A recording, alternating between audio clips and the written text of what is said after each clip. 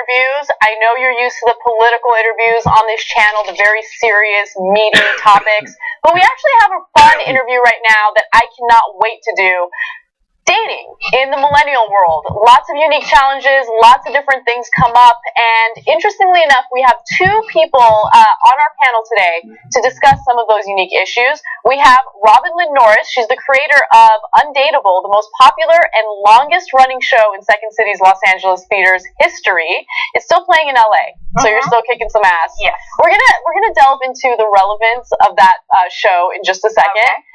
But I love it. And also, we have Lauren Urasic. She is the most popular, most messaged person on OkCupid, which is probably a blessing and also a curse. Yeah. Yeah. Indeed. So we'll get into that in just a second. So all of us are pretty experienced in the online dating world, or at least we've experienced things in the dating world in general.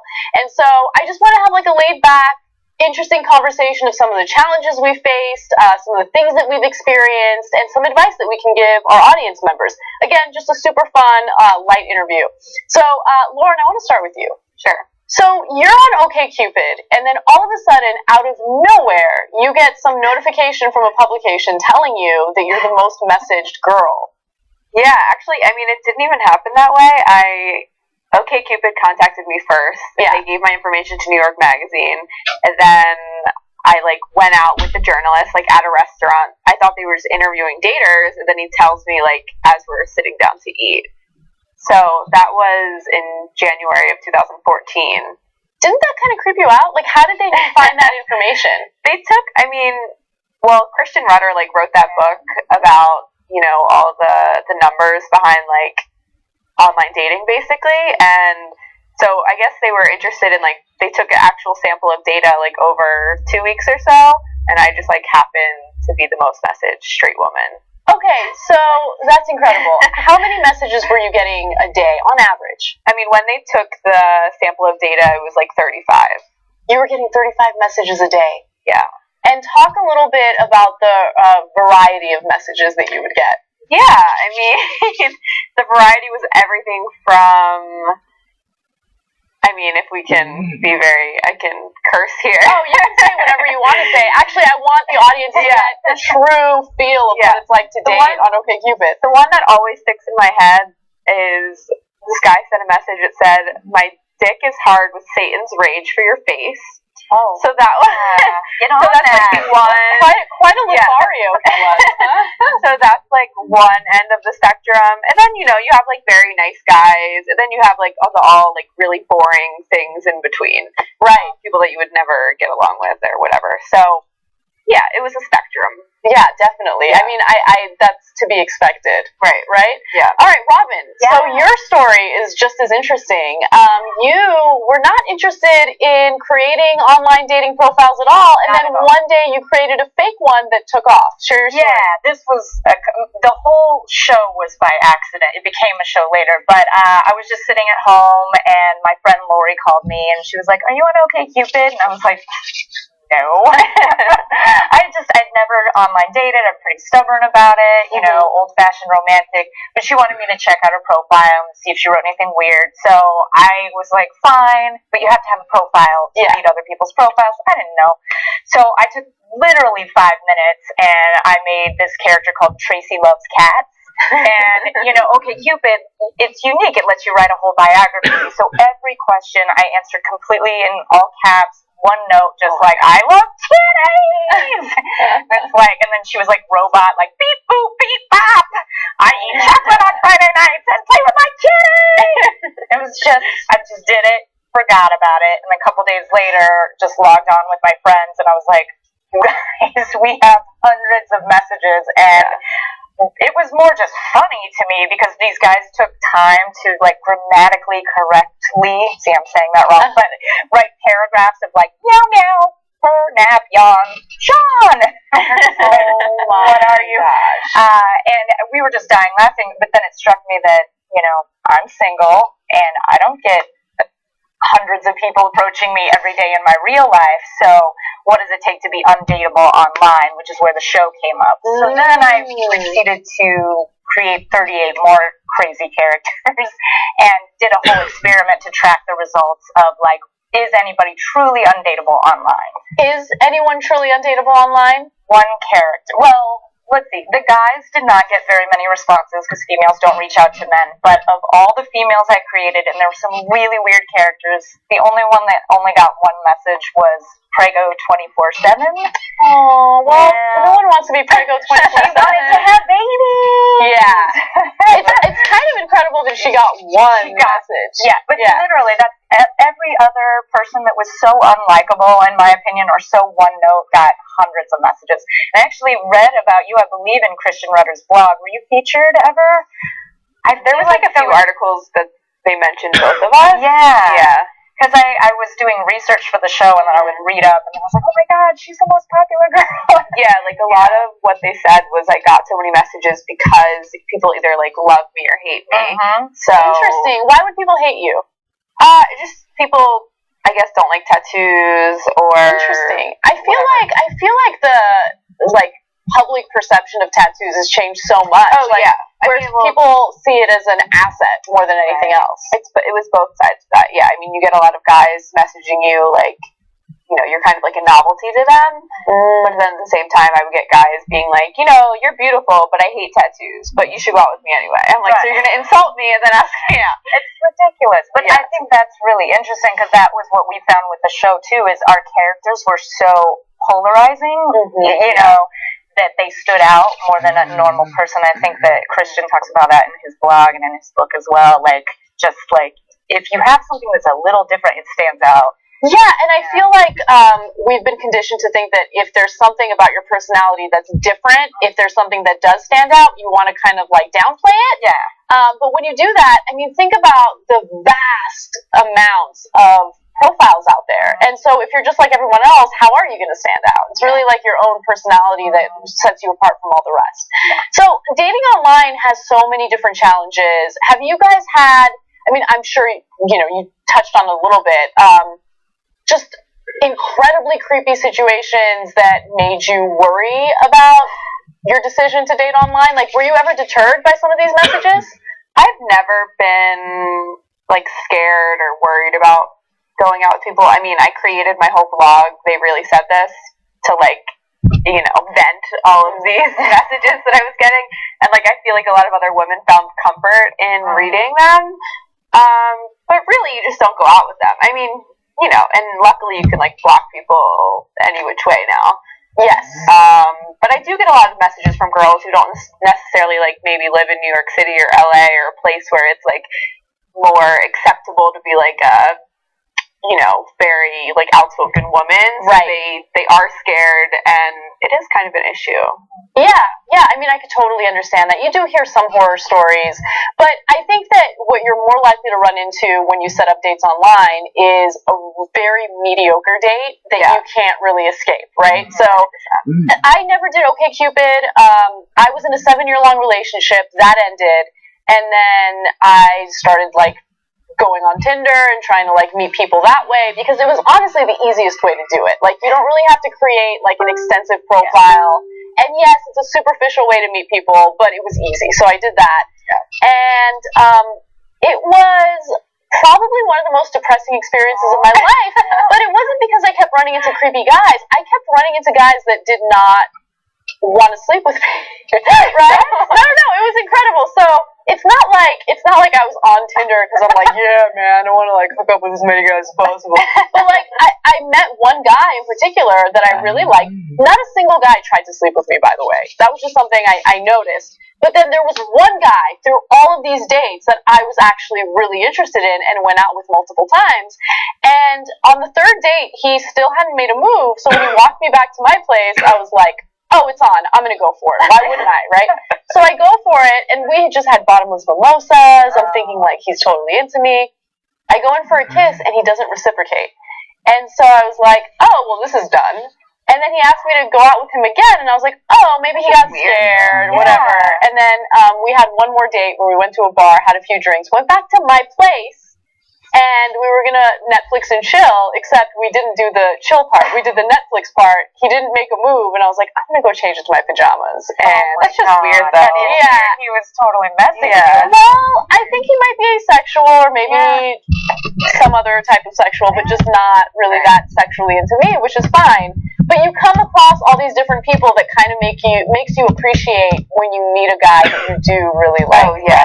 You know? So, all right. So, share your worst date story. I want stories from both of you. Oh, which one? I gotta think about that. I've had a lot. I have some good ones too that are even a little. We don't want to hear about the good ones. We want to hear about the bad ones. So I'm just kidding. Tell me about the good ones. Have you met anyone that you had like a lasting relationship with on OkCupid or any other dating site? Yeah, I met my ex-boyfriend on OkCupid, and I've met some great guys. I had lunch with my friend like yesterday, who I met on OkCupid, and now we're just friends. But the story that like I write about in my book that always sticks out is I was dating this guy, and like on our third date, I'm like a big science nerd, and he, like Bill Nye, came walking in, and I was like freaking out. So even though it didn't work out with this guy, I got to meet Bill Nye, and that was kind of amazing. And you just like never know who you're gonna meet. I've been like, there's been a few other guys who I've dated who have like, you know, provided some like awesome work contacts and that kind of thing. So yeah, you never know. It could be a good networking situation, right? Yeah. What about you, Robin? And, you know, my first date or my worst date stories are more about how awful I am about picking guys and feeling bad for people, because there was a time where I would just, no matter who asked me out, I'd be like, because I just worry and I feel bad. So it would be me just on these dates and I wasn't into it. Oh, no. I had one guy. Oh, God. He was so excited and he just kept driving me around. I used to live in Chicago, and he was like, we're going to this restaurant. I know everyone there. And then we'd get there and it'd be packed and he couldn't get in. I didn't eat because he said we were going to dinner. And he'd be like, no, all right, we're going to this other restaurant. And we went to 3 different places, never ate. No. And then he took me to an improv jam, which I don't know if anyone's familiar, but it's just a night where people can get up and improvise if they have experience or not. And he just kept like looking over at me like, ha ha! That's so funny. And that's when I felt like I had to laugh. First date with the guy who didn't want to sleep with me was an improv date. Yeah. But I enjoyed it. I was like, look at these people, they're ballsy. Yeah. You know? Yeah. But I've had it. My other stories are sad because it's just like people being mean. Yeah. You know. So. What's the meanest experience? I went out with this guy, and I'm not as nice. I'm not gonna like hang out for like hours. Yeah. Like I'll have a drink and I'll be like, I'm sorry, like you're cool, but I'm gonna go home. And I did that, and I guess he was very offended. So he I was born with a cleft lip, and he decided to insult my lip. This is like a 35-year-old man, by the way. Oh my God. And then that was that. But I mean, how did you respond to that?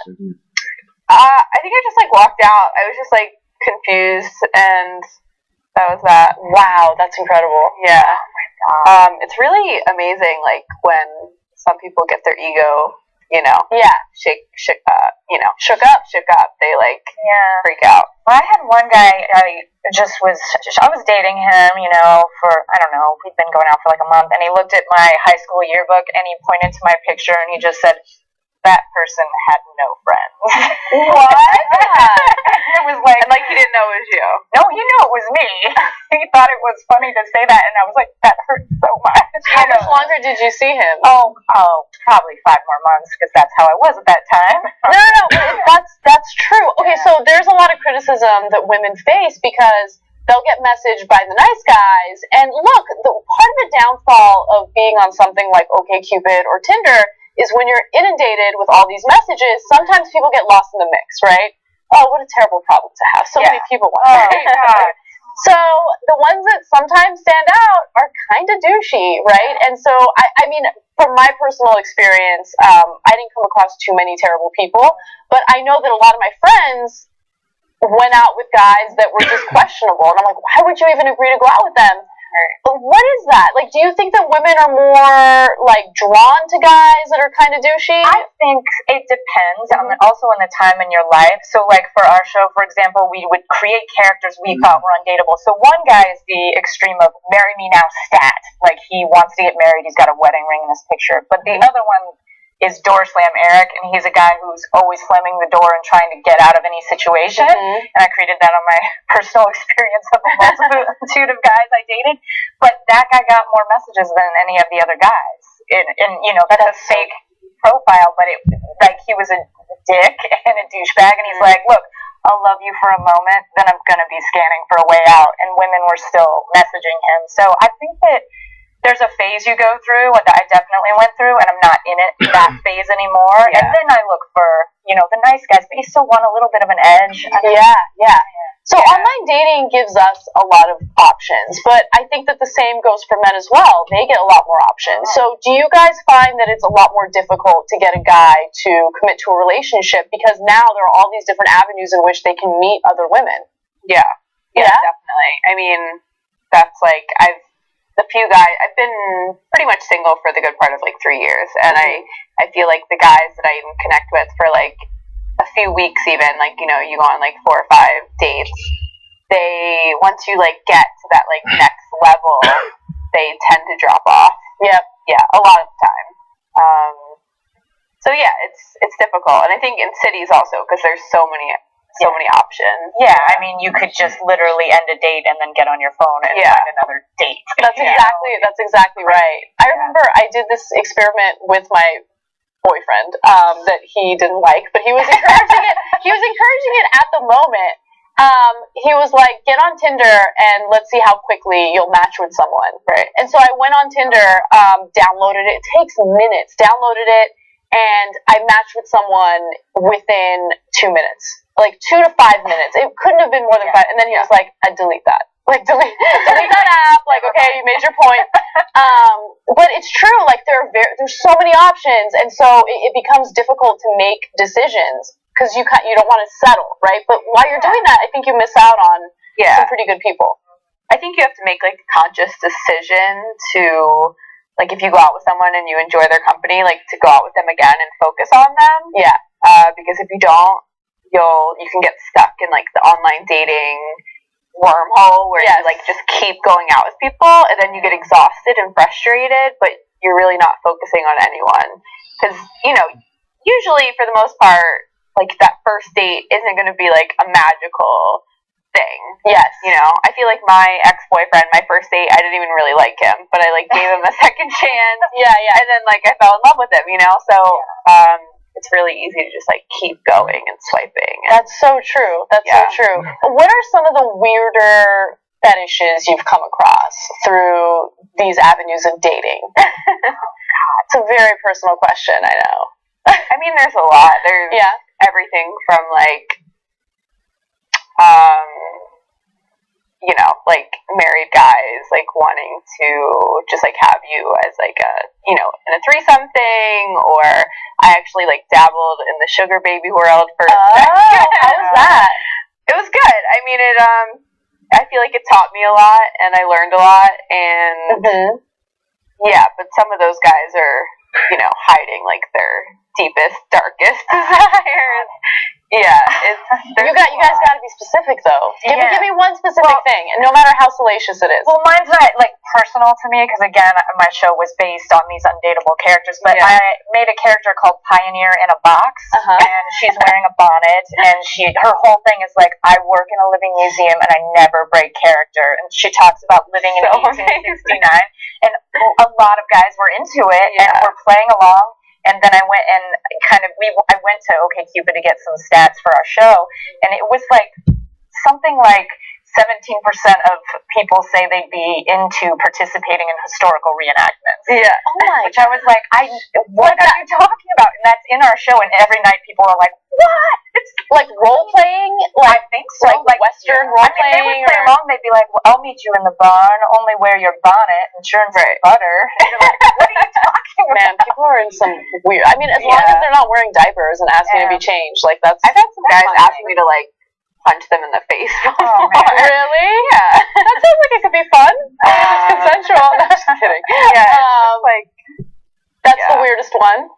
I'm sure there's some, but nothing's really like coming to mind. Sure, I could dig through some messages somewhere. So what would your advice be, ladies, to all the young women out there who are trying to find the one, who are on online dating, who are the, hopeless romantics who don't want to do the online dating thing? What is your one piece of advice? Lauren, I'll start with you. As cheesy as it is, it's just like be yourself. Don't overthink it. I feel like with online dating, people try to like play to these all these articles or like, how can you get more messages? And of course, I get asked that all the time. And from the start, I was never like being disingenuous or anything. I was just really just putting myself out there. Yeah. So don't try too hard. Don't keep online dating as your one like end all be all. Like still meet people in the real world.